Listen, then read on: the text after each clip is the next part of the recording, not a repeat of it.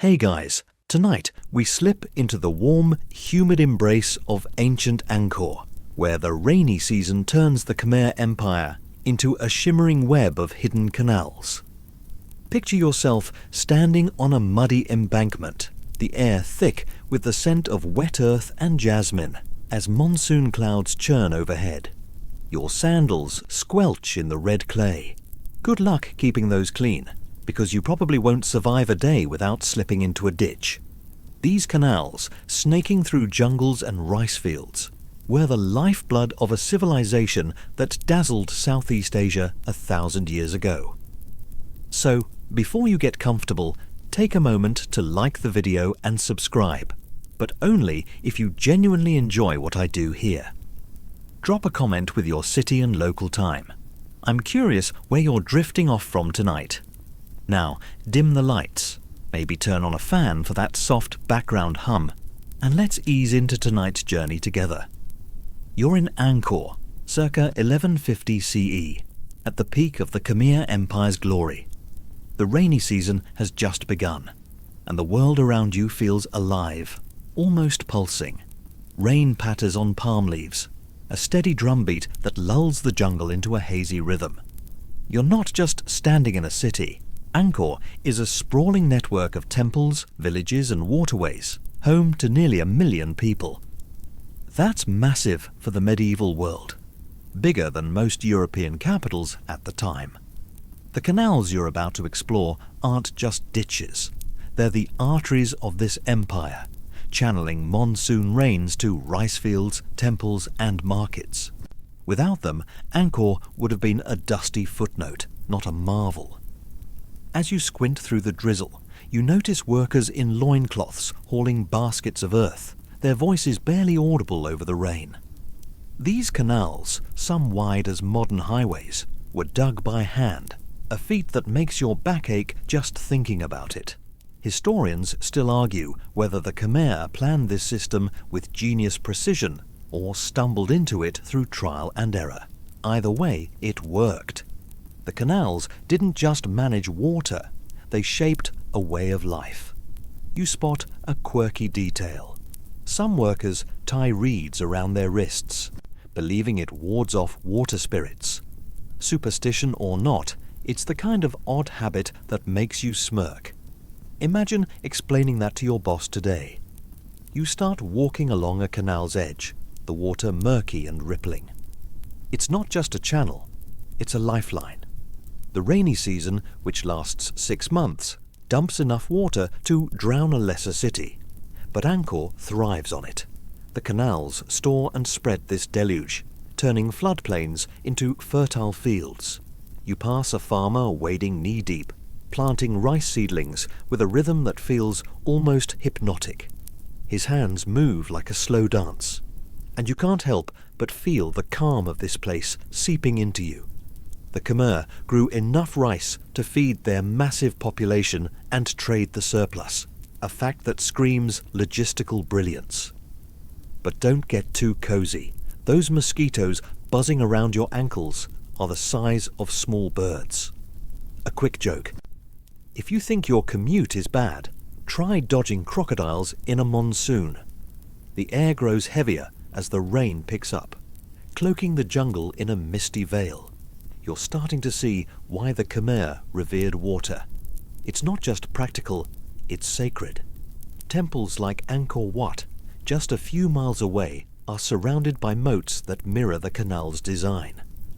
They're not for show, well, maybe a little, but they tie the city to the cosmos, reflecting Hindu myths of oceans encircling the world. You pause, imagining yourself as a Khmer villager, watching the rains and wondering if the gods are pleased. It's a slow, soaking world, and you're just getting started.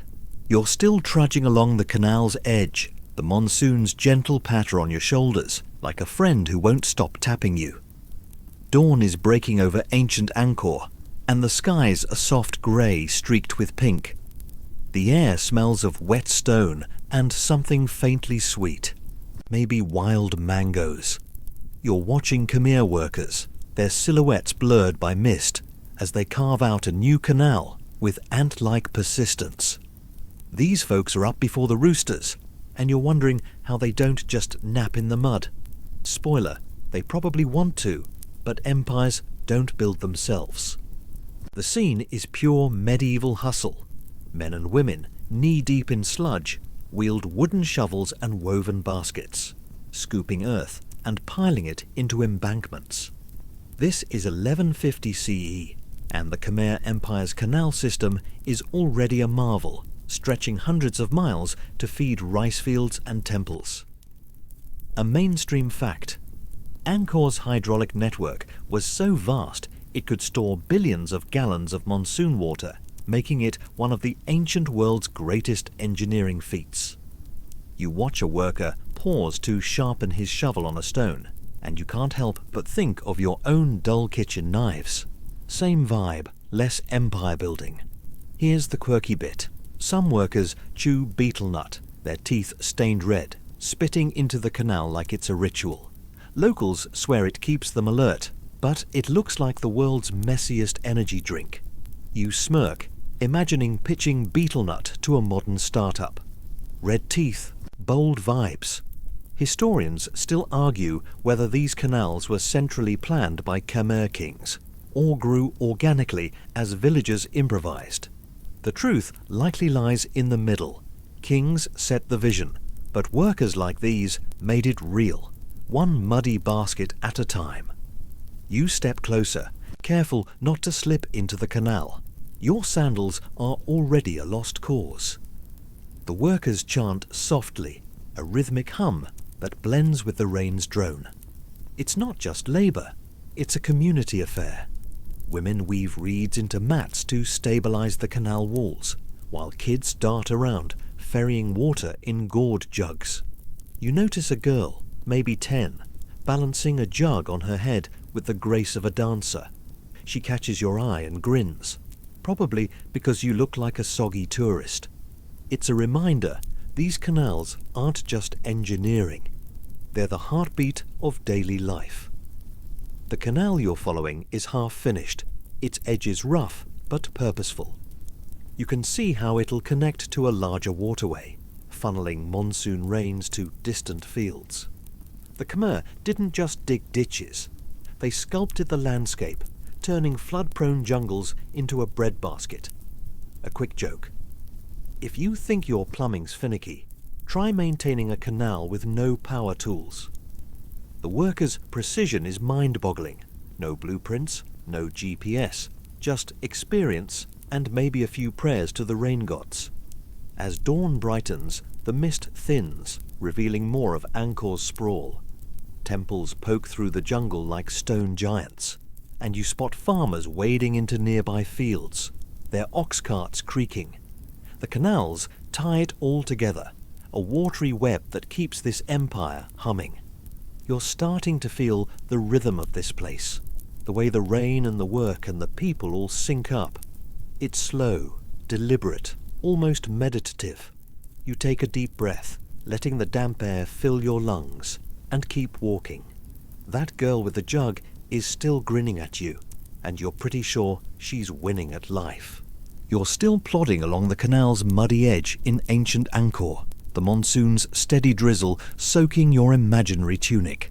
The air's so thick you could slice it, scented with wet ferns and a hint of distant cook fires. It's mid-morning now, and the rainy season's rhythm is sinking into your bones. You feel it in the slosh of your footsteps, the low hum of cicadas, and the pulse of water flowing through the canal beside you. This isn't just rain.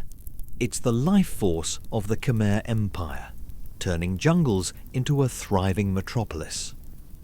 You're starting to get why the Khmer didn't curse the clouds like you do when you forget your umbrella. The canal you're following glints under the overcast sky, its surface rippling with each raindrop. These waterways aren't just for show. They're the backbone of Angkor's economy.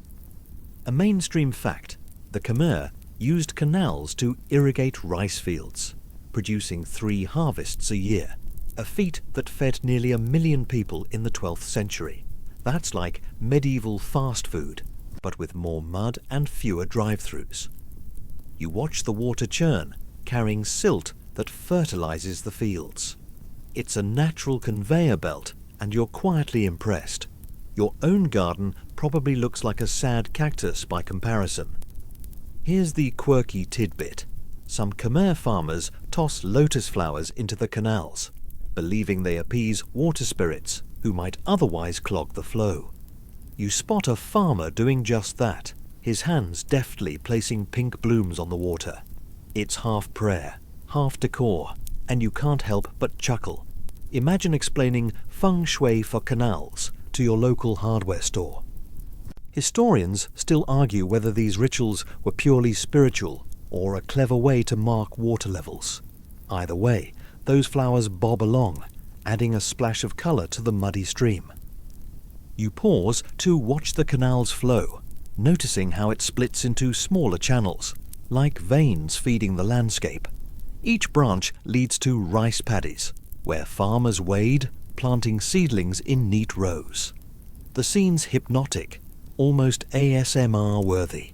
The splash of water, the soft squelch of mud, the occasional moo of an ox. You're tempted to lie down and nap, but that'd mean face planting in the muck. A quick joke. If you think your desk job's repetitive, try planting rice for 12 hours straight. These farmers move with a calm focus, their hands steady despite the rain. You're starting to feel the soothing weight of this place, like a warm blanket on a chilly night. The monsoon's not just about water, it's about timing. The Khmer mastered the rainy season's ebb and flow, storing water in massive reservoirs called barays. You glimpse one in the distance, its surface vast and still, reflecting the grey sky.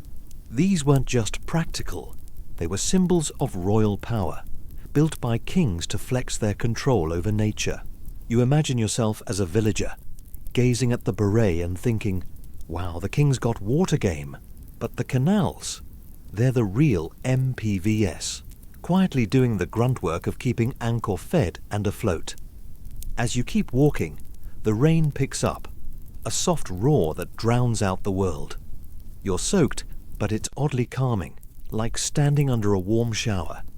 The canal's current tugs at your attention, pulling you deeper into Angkor's watery heart. You're starting to see the genius of this place, not just the engineering, but the way it syncs with the seasons, the people, the gods. Those lotus flowers are still floating, and you're half tempted to toss one in yourself, just to join the vibe. You're still slogging along the canal's edge in ancient Angkor, the monsoon rain a soft curtain around you. The air's heavy with the scent of wet moss and faint wood smoke, and your feet squish in the mud with every step. It's late morning now, and the jungle hums with life, frogs croaking, birds flitting through the drizzle. The canal beside you is no longer just a ditch. It's a hidden highway, part of a vast network snaking through the Khmer Empire's heart. You're starting to feel like an explorer, minus the cool hat, and probably with worse posture. These canals are Angkor's secret weapon, a web of waterways that most visitors never saw. A mainstream fact: the Khmer built over 1,000 miles of canals and embankments, some as wide as modern roads, to manage monsoon floods and irrigate fields. It's like they turned a swamp into a superpower. You peer into the murky water, spotting tiny fish darting beneath the surface. The canals don't just move water, they carry life, linking villages, temples and markets, in a way that makes you think of an ancient internet. Slow, wet, but crazy effective. Here's the quirky bit. Some canals have carved stone markers shaped like turtles, half buried in the banks. Locals say they honour a mythical turtle that holds up the world, but you suspect they're also just fancy mileposts. You grin, imagining a Khmer engineer pitching Turtle GPS to the king. Historians still argue whether these markers were purely symbolic or doubled as survey tools for canal maintenance. Either way, you spot one poking out of the mud, its weathered face staring at you like it's judging your soggy sandals. You veer off the main canal, following a narrower branch that twists through the jungle. The path is overgrown, vines brushing your arms, and you're half convinced you'll stumble into a lost temple. Spoiler, you don't, but the canal leads you to a clearing where the water pools into a small reservoir. It's serene, almost too perfect, with raindrops dimpling the surface. You can see why the Khmer loved water. It's not just practical, it's mesmerizing. A quick joke: if you think your Wi-Fi's spotty, try sending a message via canal turtle. The reservoir's edges are lined with clay pots, left by villagers to collect rainwater. You imagine yourself as one of them, setting out pots and hoping the gods keep the floods kind. This network wasn't just about moving water, it was about control. The Khmer used canals to redirect monsoon surges, preventing floods that could wipe out crops. You notice the canal's slight slope, a subtle genius that keeps water flowing just right. It's the kind of detail that makes you respect the Khmer's hustle. No fancy tech, just brains and persistence. You're starting to feel the rhythm of this place, the way the rain and canals dance together. It's slow, deliberate, like a lullaby you didn't know you needed. As you keep walking, the canal widens, joining a larger waterway. You spot a wooden bridge ahead, its planks slick with rain. Crossing it feels like stepping deeper into Angkor's secrets, each creak underfoot a reminder of the hands that built this world. You're soaked, but the rain's warmth is oddly comforting, wrapping you in a cocoon of sound and sensation. Those turtle markers are still out there, watching you fumble through the mud, and you're pretty sure they're smirking. You're still wandering through ancient Angkor, the monsoon's gentle rain pattering on your shoulders like a friend who's just a bit too chatty. The air smells of soaked earth and faint lotus blooms, and your feet sink into the squelching mud with every step. It's early afternoon now, and you've veered off the canal's edge into a sprawling rice field, where the water shimmers ankle-deep under the grey sky.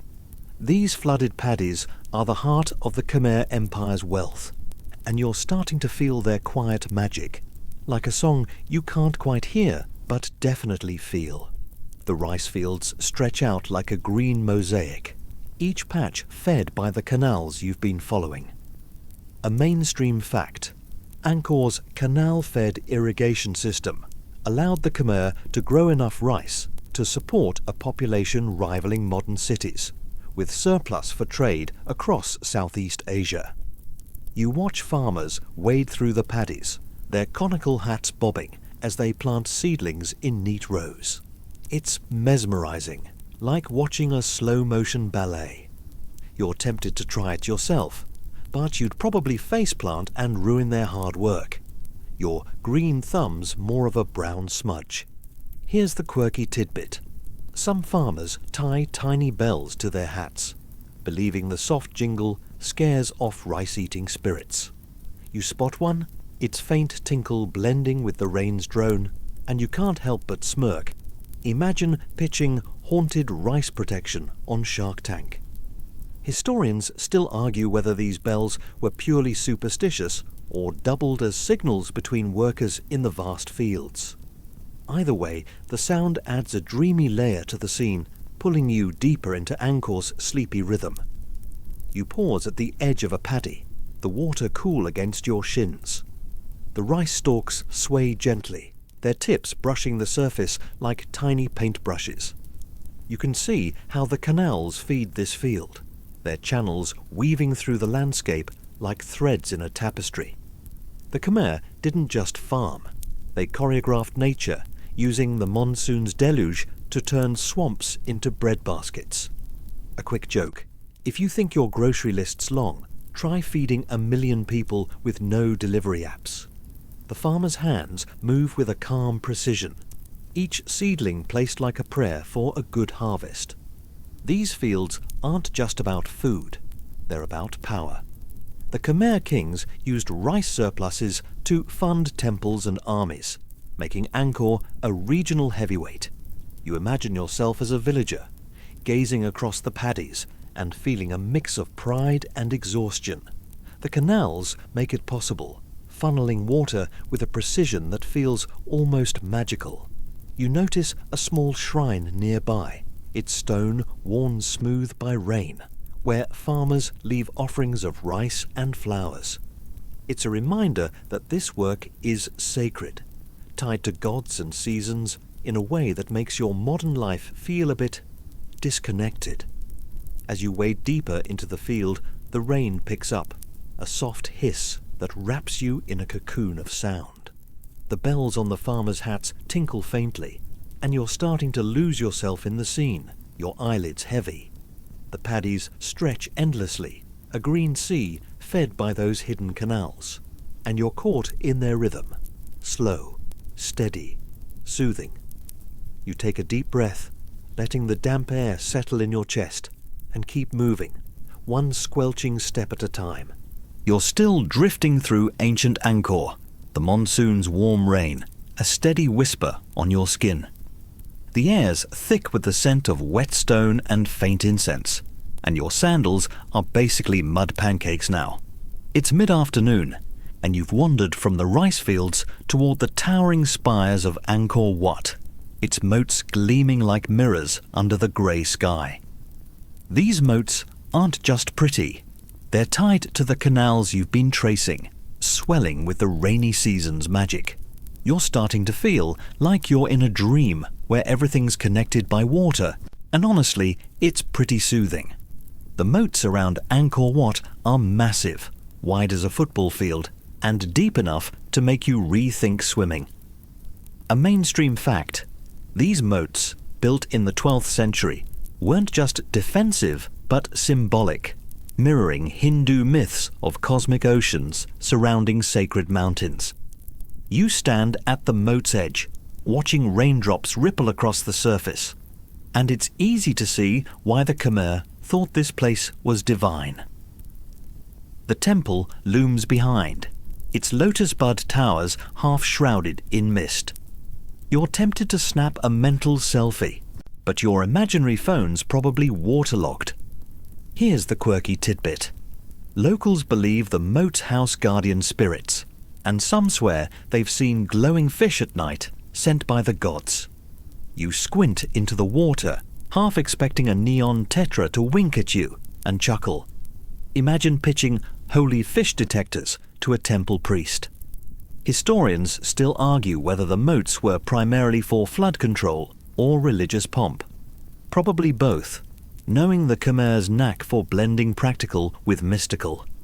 Either way, the water's calm surface pulls you in, like a lullaby you didn't know you needed. You cross a stone causeway over the moat, each step echoing with the rain's soft patter. The temple's courtyard is ahead, but you're more interested in the water's flow.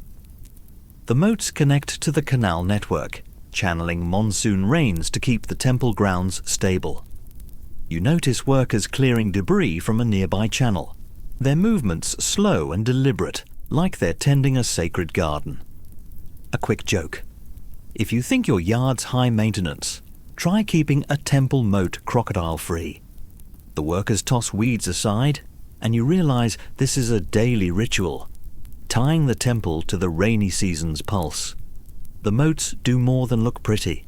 They're part of Angkor's water management genius. You imagine yourself as a Khmer priest, standing here 1,000 years ago, watching the rains fill the moats and feeling the gods' approval. The water reflects the temple's silhouette, a perfect symmetry that makes you pause. It's not just engineering, it's art, a balance of earth and sky. You spot a lotus flower floating in the moat, maybe left by a pilgrim, and it reminds you of those rice field bells from earlier. Small, human touches in a massive system. As you linger, the rain softens, a gentle drizzle that blends with the moat's ripples. The temple's stone feels alive under your fingertips, warmed by centuries of sun and rain. You're caught in the rhythm of this place, the way the water ties the sacred to the everyday. It's hypnotic, like a slow dance you're only half awake for. You take a deep breath, letting the damp air settle in your lungs, and keep moving, drawn deeper into Angkor's watery heart. You're still meandering through ancient Angkor, the monsoon's warm drizzle wrapping you like a cozy, slightly soggy blanket. The air hums with the scent of wet clay and distant charcoal, and your feet squelch in the mud, making you wonder if you'll ever feel dry again. It's late afternoon now, and you've left Angkor Wat's moats behind, following a canal that winds through the jungle toward a cluster of smaller temples.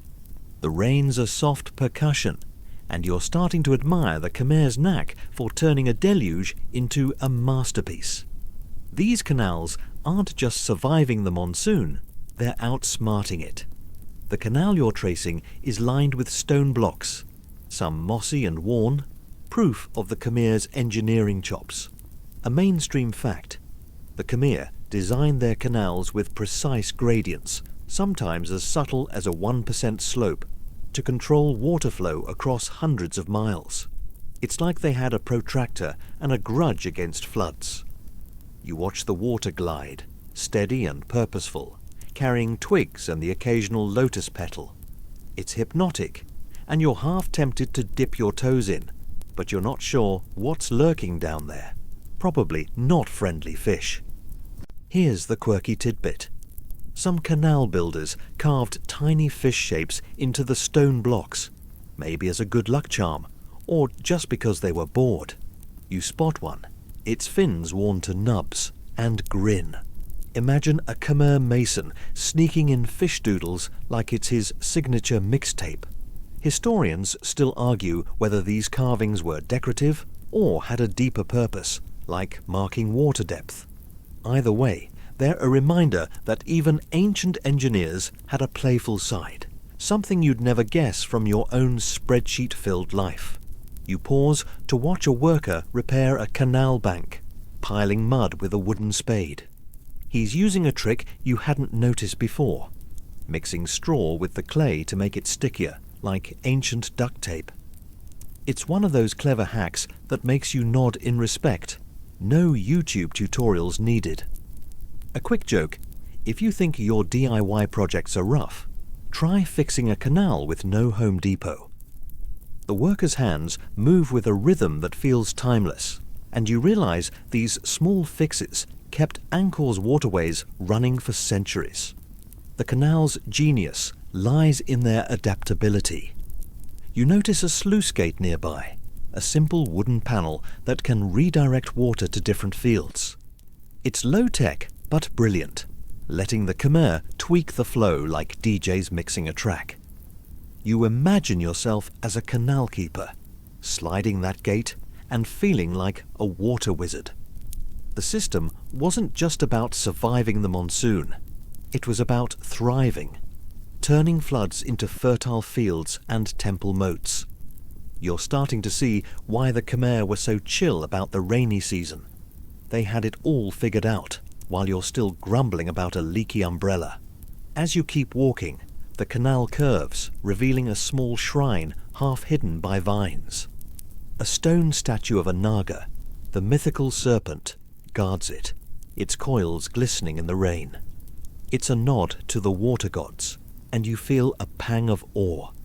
The rain's softening now, a gentle mist that blurs the jungle's edges. You're caught in Angkor's rhythm, the canals pulling you along like a current. Those fish carvings are still out there, swimming in stone. You're still drifting through ancient Angkor, the monsoon's soft rain a warm hum against your skin. The air's thick with the scent of damp wood and faint jasmine, and your sandals are so caked in mud they might as well be pottery. It's early evening now, and you've followed the canal to a village perched on stilts, its wooden houses hovering above the flooded ground like shy herons. The rainy season has turned this place into a watery world, and you're starting to feel like you're floating through a dream where gravity's optional. These stilted villages are a monsoon must-have, built to ride out the floods that swamp the lowlands. A mainstream fact: many of Angkor's rural communities lived in elevated homes, some raised 6 feet or more, to stay dry while staying close to the canals that fed their fields. You climb a rickety ladder to a house's platform, the wood creaking underfoot, and peer inside. A family's cooking rice over a clay stove, the steam mingling with the rain's mist. It's cozy, and you're tempted to ask for a bowl, but you'd probably trip and spill it. Here's the quirky tidbit. Villagers often hang woven fish traps under their houses, letting the floodwaters do the fishing for them. You spot one, a cone of reeds dangling in the murky water, and chuckle. Imagine bragging about your self-fishing patio on social media. Historians still argue whether these traps were a major food source or just a rainy season bonus. Either way, it's a clever hack, and you're starting to think the Khmer could have taught your ancestors a thing or two about chilling during a storm.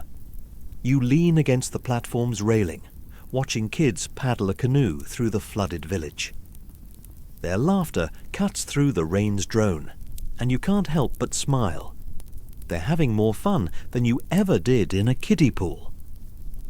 The canal runs right beneath the village, its current slow but steady, linking these homes to the wider network. A quick joke: if you think your commute's a slog, try canoeing to your neighbours for tea. The villagers move with an easy grace, weaving nets or mending roofs, unfazed by the water lapping at their stilts. This watery lifestyle isn't just practical, it's a vibe. You notice a woman weaving a basket, her hands quick despite the damp. She's using reeds from the canal banks, turning nature's leftovers into tools. It's a reminder that the Khmer didn't fight the monsoon. They danced with it, building lives that flowed with the seasons. You imagine yourself as a villager, waking to the sound of rain and checking your fish traps like it's your morning coffee run. The canals make it all possible, turning floods into highways and fields into fisheries. As evening deepens, the rain softens to a drizzle, and lanterns flicker to life in the village. Their glow reflects on the water, a constellation of tiny stars. You're caught in the rhythm of this place, the canals and stilts and laughter all blending into a lullaby. You take a deep breath, letting the cool, damp air settle in your chest, and linger a moment longer, swaying with the gentle current of Angkor's rainy heart. You're still gliding through ancient Angkor, the monsoon's gentle drizzle a soft patter on your imaginary hat. The air's heavy with the scent of wet palm leaves and faint sandalwood, and your muddy sandals are basically one with the earth now. It's dusk, and you've left the stilted village behind, following the canal to a quiet grove, where a small stone altar glows under flickering torchlight. The rainy season's in full swing, and you're about to witness a ritual that ties Angkor's canals to the divine. It's like stumbling into a sacred ASMR session, and you're here for it. The altar's carved with serpentine nagas, their coils gleaming in the rain. A mainstream fact: the Khmer believed water was sacred, and priests performed monsoon rituals to bless the canals, ensuring good harvests and divine favor. You watch a priest in a saffron robe sprinkle rice into the canal, his chants low and rhythmic, blending with the rain's hum. The scene's hypnotic, like a lullaby carved in stone. You're tempted to join in, but your chanting skills are probably limited to karaoke, and nobody needs that. Here's the quirky tidbit. Some priests tie tiny bronze bells to their robes, believing the sound calls water spirits to the ritual. You spot them jingling as the priest moves, and you smirk. Imagine pitching holy ASMR bells to a temple council. Historians still argue whether these rituals were purely religious or a way to rally villagers around canal maintenance. Either way, the bells add a dreamy layer to the dusk, pulling you deeper into Angkor's spiritual pulse. You kneel near the altar, careful not to slip on the wet stone. Villagers gather, their faces soft in the torchlight, offering lotus flowers and incense. The canal beside you flows steadily, its surface catching the flame's glow. This isn't just a prayer. It's a pact with the monsoon, a plea for balance between flood and fertility. A quick joke. If you think your weather app's unreliable, try predicting monsoons with chants and flowers. The priest's hands move with a calm precision, scattering rice like he's sowing stars. And you feel the weight of this moment, ancient and alive. These rituals tied the canals to the Khmer's worldview. The Nagas, mythical protectors of water, were believed to guard the waterways, ensuring they didn't overflow or dry up. You imagine yourself as a villager, watching the priest and feeling the god's presence in the rain's rhythm. The canal's current tugs at your attention, a reminder of the system that feeds fields and temples. You notice a kid tossing a flower into the water, her small act mirroring the priest's, and it hits you. This is community, woven into the rainy season's fabric. As night falls, the rain picks up, a soft roar that cloaks the grove. The bell's faint jingle lingers, and the torches flicker, casting shadows on the Nagas' coils. You're caught in Angkor's spell, the canals and rituals blending into a soothing hum. You take a deep breath, letting the damp air fill your lungs, and linger, swaying with the sacred current of this watery world. You're still wandering through ancient Angkor, the monsoon's warm rain a gentle hum on your shoulders.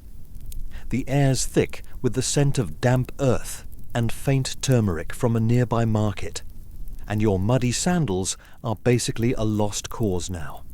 It's nightfall, and you've followed the canal from the sacred grove to a bustling waterway where torchlit boats bob like fireflies. The rainy season has turned these canals into trade highways, and you're about to join merchants navigating Angkor's watery marketplace. It's like a medieval Amazon delivery, but with more paddles and fewer drones. The canal's alive with activity, lined with wooden docks where traders unload rice, spices, and shimmering silks. A mainstream fact, Angkor's canals were vital trade routes, connecting the city to distant regions like China and India, with goods flowing as far as 1,000 miles. You watch a merchant in a broad hat haggle over a sack of peppercorns, his voice barely cutting through the rain's drone. The scene's vibrant, yet oddly calming, like a marketplace lullaby. You're tempted to barter for a snack, but your wallet's probably just soggy lint. Here's the quirky tidbit. Some traders tie red cords to their boats, believing they ward off river spirits who might tip their cargo. You spot one fluttering on a canoe, and you grin. Imagine pitching spirit-proof boat decor to a modern yacht club. Historians still argue whether these cords were purely superstitious or a way to mark trusted merchants. Either way, they add a splash of colour to the canal, bobbing alongside crates of fish and sandalwood. You step onto a dock, the wood slick underfoot, and watch a boat glide past, its paddles slicing the water with a soft splash. The merchants hauling clay pots, probably bound for a temple or village. The canals make this possible, turning floods into liquid roads that link Angkor to the world. A quick joke. If you think your rush hour traffic's bad, try dodging ox carts and canoes in a downpour. The traders move with a quiet focus, their boats weaving through the current like they've done it 1,000 times. This trade wasn't just about goods. It was about power. The Khmer kings taxed canal traffic, funneling wealth into temples like Angkor Wat. You imagine yourself as a trader, paddling through the rain and hoping your cargo doesn't sink, or get taxed by a crocodile. The canal's banks are lined with stalls, where women sell mangoes and woven mats, their chatter blending with the rain's rhythm. You notice a kid tossing a pebble into the water, watching the ripples, and it reminds you of those lotus flowers from the rice fields, small, human moments in a vast system. As the night deepens, the rain softens to a mist, and the torches cast a golden glow on the canal. The boats keep moving, their red cords swaying, and you're caught in the flow of this watery world. It's soothing, like a dream where time slows down. You take a deep breath, letting the cool, spiced air settle in your chest, and linger, swaying with the gentle current of Angkor's rainy trade. You're still weaving through ancient Angkor, the monsoon's soft drizzle a warm whisper on your skin. The air's heavy with the scent of wet reeds and faint fish sauce from a nearby stall, and your sandals are so mud-caked they're basically avant-garde sculpture. It's late night now, and you're back along a quiet stretch of canal, far from the bustling trade docks. The torchlight's faded, leaving only the moon's dim glow on the water. The rainy season's magic is still at work, but you're starting to notice cracks in Angkor's watery lifeline, flaws that even the cleverest canals couldn't outrun. It's like finding a glitch in a perfect dream, and you're curious to dig deeper. The canal you're following is narrower here, its banks crumbling in places where roots have clawed through. A mainstream fact: Angkor's canal system, while brilliant, was high maintenance, requiring constant repairs to prevent silting and erosion that could choke the flow.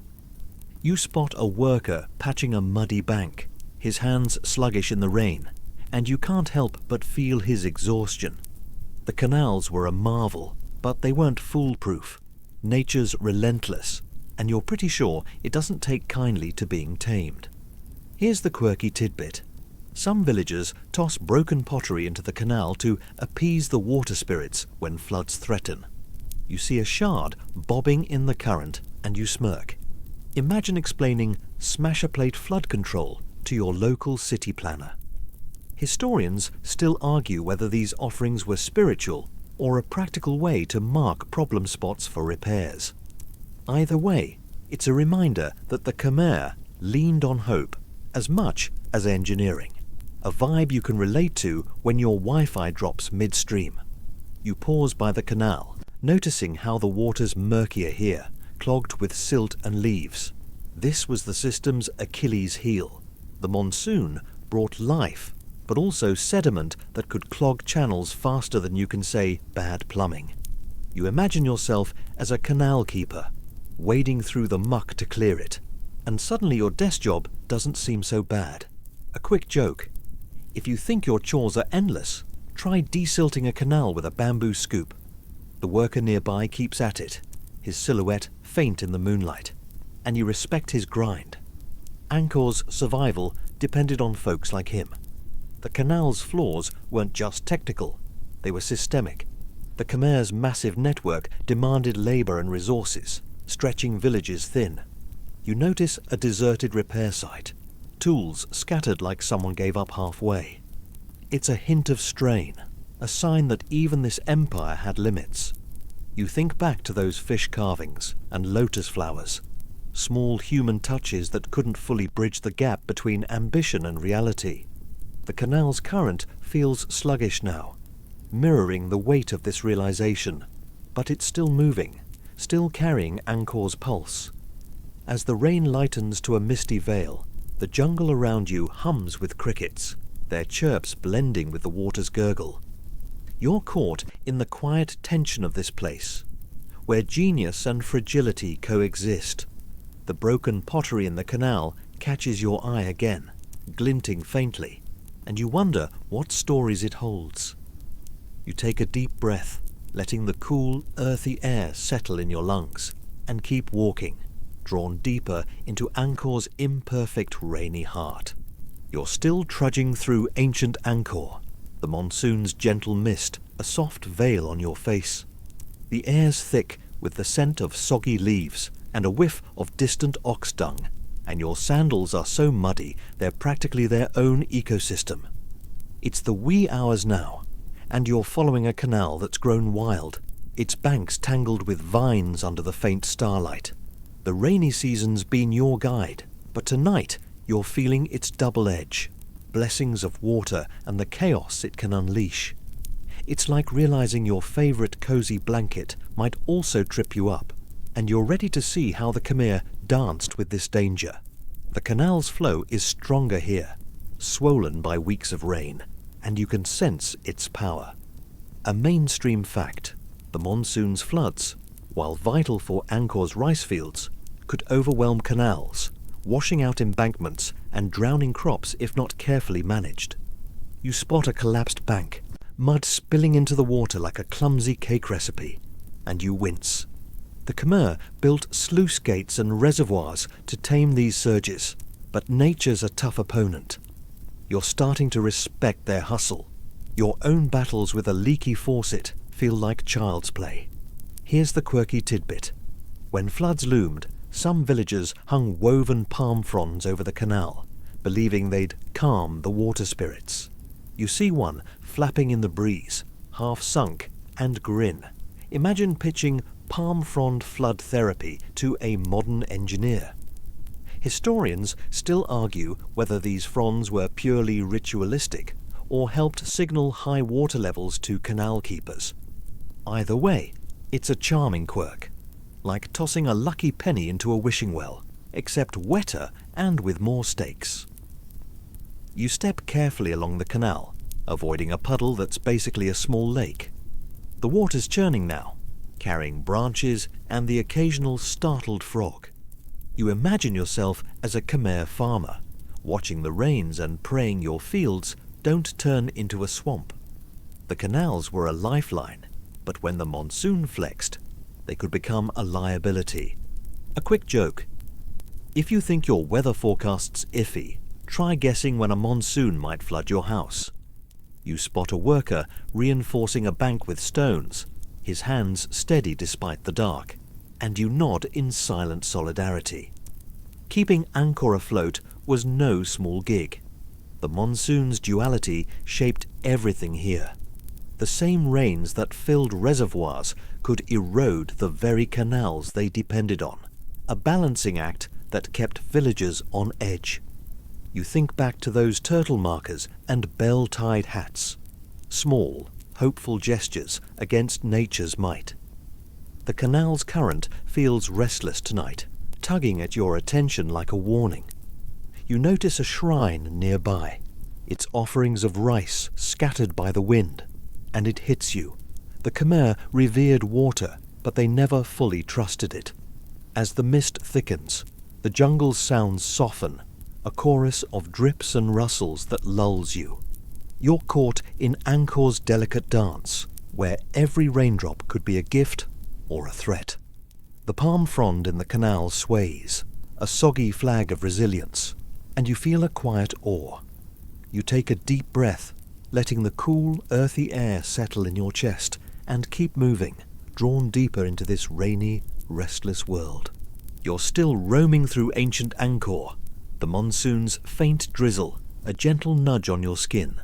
The air's heavy with the scent of wet bark and a hint of charcoal from a far-off village, and your sandals are so caked in mud they might as well be museum relics.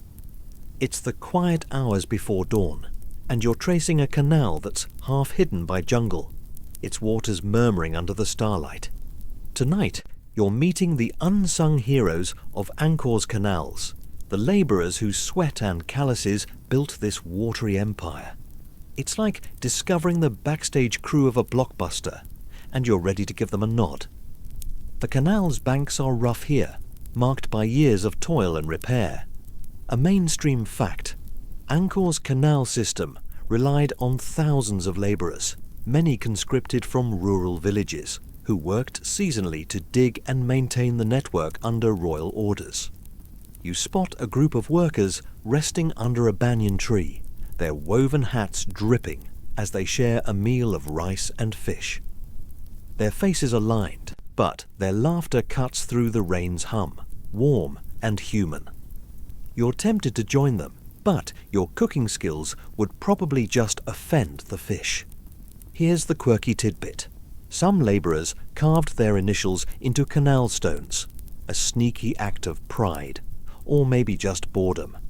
You spot a faint squiggle on a block, barely visible, and grin. Imagine a Khmer worker thinking, "Take that, eternity." Historians still argue whether these marks were personal signatures or tallies for work quotas.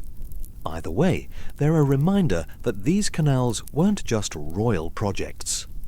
They were built by folks with sore backs and big dreams, not unlike your own DIY disasters. You pause near the workers, watching one sharpen a wooden shovel with a stone. His hands move with a rhythm that feels ancient, each scrape a testament to years of know-how. The canals demanded more than muscle. They required skill, patience, and a knack for reading the land. A quick joke: if you think your job's repetitive, try digging a canal with no coffee breaks. These labourers weren't just moving dirt. They were sculpting a civilization, turning monsoon floods into fields and trade routes. You imagine yourself as one of them, hauling mud and hoping for a good harvest, or at least a day off.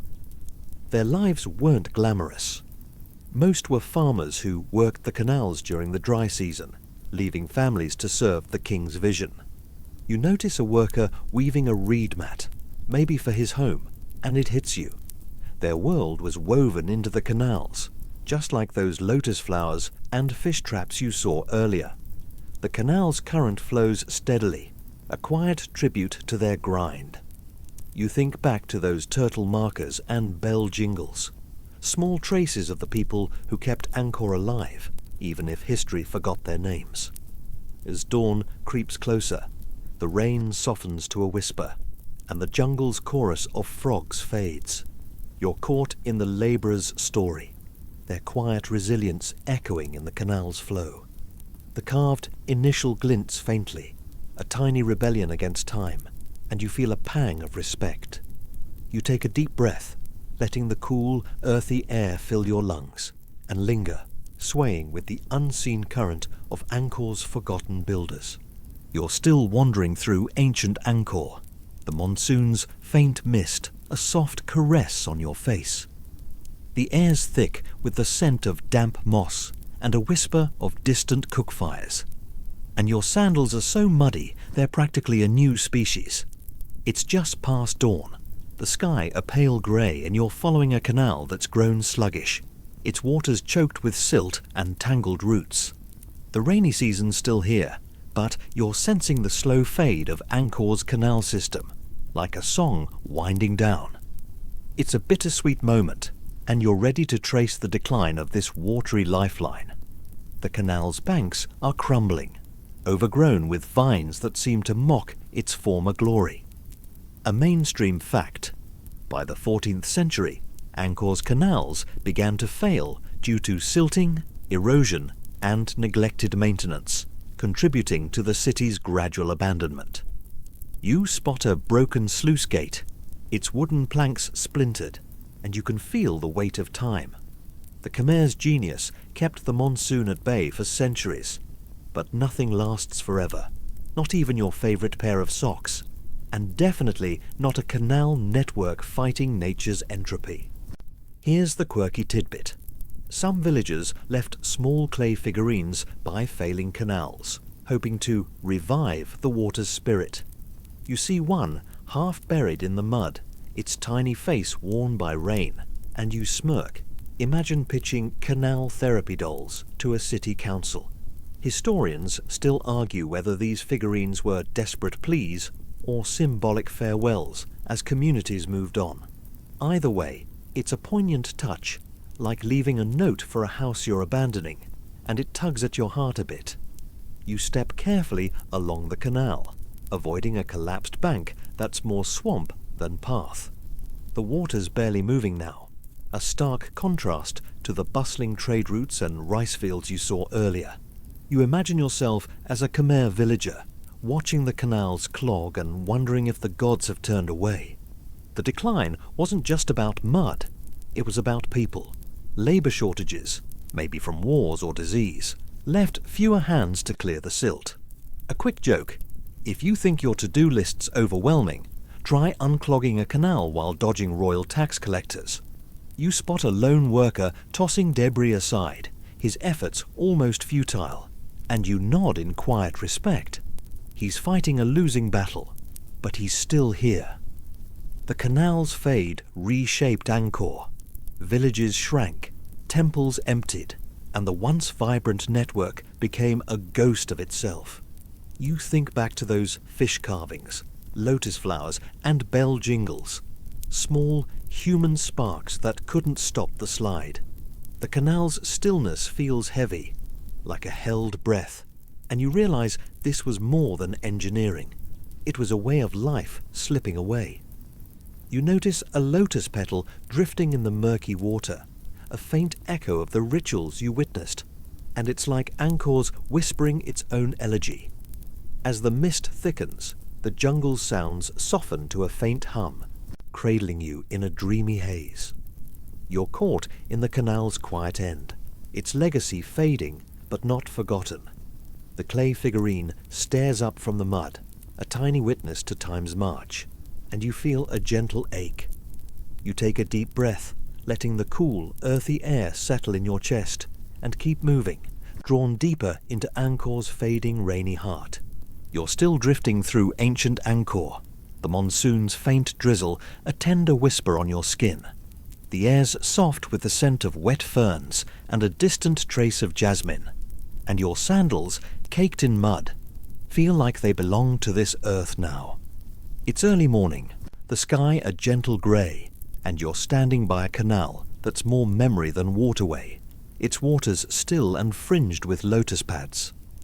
The rainy season's glow lingers, and you're ready to reflect on the legacy of Angkor's canals, their story fading into the jungle's embrace. It's like closing a book you didn't want to end, and you're savouring every last word. The canal before you is quiet, its banks softened by time and rain. A mainstream fact: Angkor's canals, though largely abandoned by the 15th century, left a lasting mark, with some still used by modern Cambodian farmers for irrigation.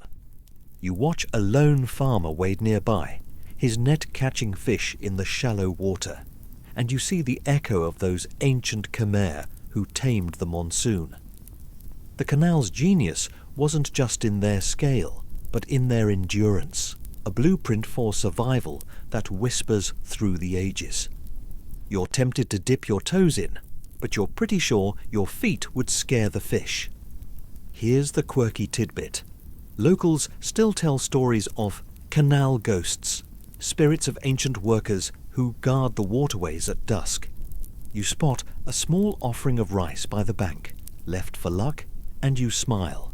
Imagine pitching ghostly canal security to a modern HOA. Historians still argue whether these tales reflect spiritual beliefs or a cultural memory of the canal's importance. Either way, the offering feels like a nod to those labourers you met, their sweat woven into Angkor's soul, and it's a comforting thought as the rain hums. You sit by the canal, the lotus pads swaying like tiny rafts. The water's surface catches the dawn's light, a mirror to centuries past. You think back to the rice fields, the temple moats, the stilted villages, all tied by these waterways, all born from the monsoon's rhythm. The canals were Angkor's heartbeat, and though they've faded, their pulse lingers in the land, the people, the stories. A quick in-joke. If you thought your legacy was a dusty yearbook, try leaving behind a canal system. You imagine yourself as a Khmer elder, telling tales of the canals to wide-eyed kids, and it feels like passing a torch through time. The legacy isn't just practical, it's poetic. The Khmer didn't just manage water, they wove it into their gods, their art, their lives.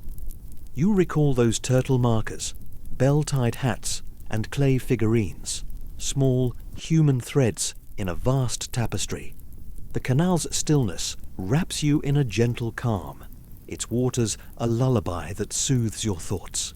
You take a deep breath, letting the cool, fragrant air fill your chest, and feel the weight of Angkor's story settle, soft and warm. Wind down. Now, as the rain whispers its final notes, let your shoulders sink, your breath slow. Picture the canal stretching into the jungle, its waters blending with the mist, carrying Angkor's secrets to a quiet rest. The lotus pads drift, the stars fade, and the world feels softer, gentler, like a blanket tucked around you. You're not just in Angkor anymore.